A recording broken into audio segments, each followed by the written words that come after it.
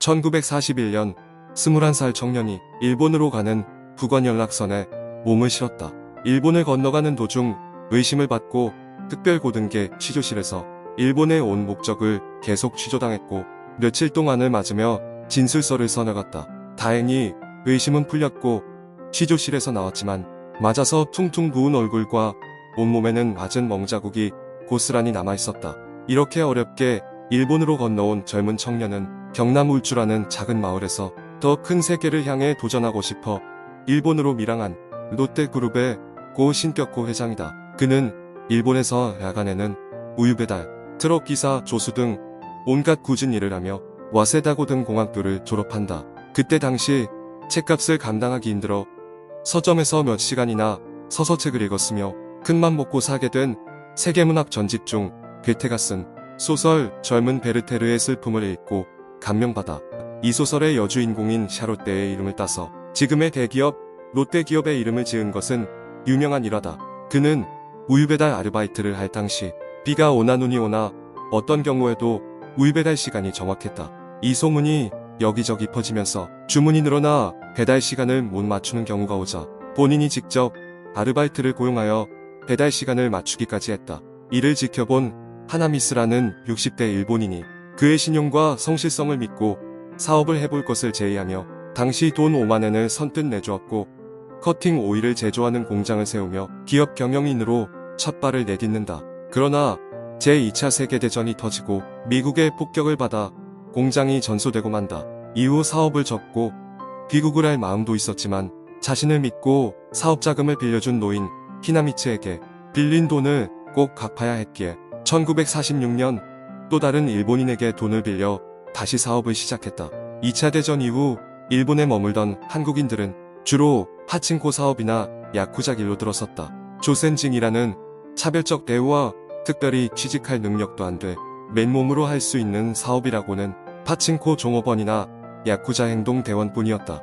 하지만 그는 세탁비누, 세숫비누, 포마드, 크림 등 생활용품을 만들었고 전쟁이 끝난 직후라 물자가 부족했던 일본에서 불티나게 팔리면서 공장 가동 1년 반 만에 히나미츠에게 빌린 5만엔을 모두 갚을 수 있었다. 그러나 그가 본격적인 사업을 시작한 것은 껌 사업을 시작하면서부터이다. 당시 패전국이었던 일본에는 미군이 머물렀고 일본 아이들은 이들이 나눠준 껌의 매력에 빠져들었다.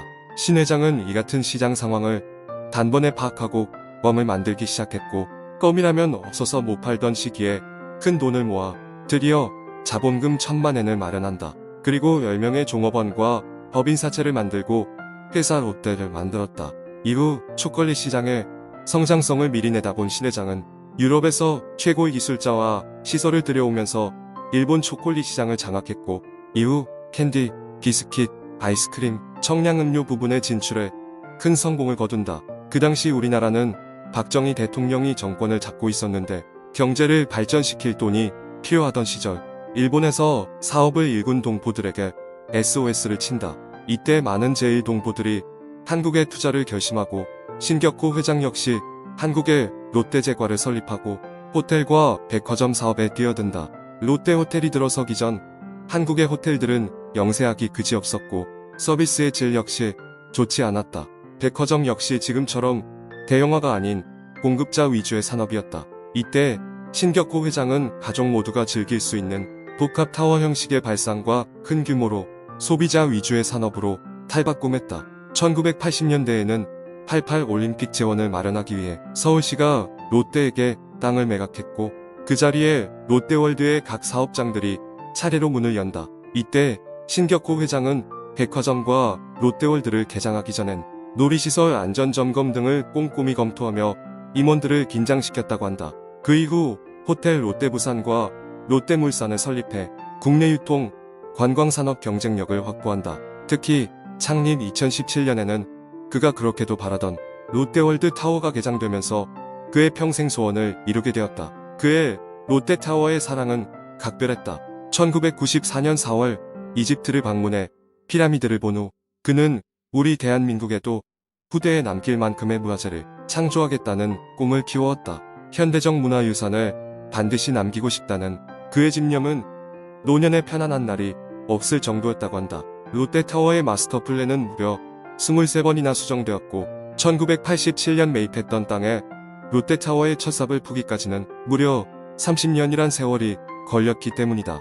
공간의 효율성보다 구조적 안정성을 최우선으로 설계했으며 40층마다 대나무 역할을 하는 구조물을 설치하여 진도 9의 강진과 초속 80m의 바람도 견딜 수 있도록 설계되었다.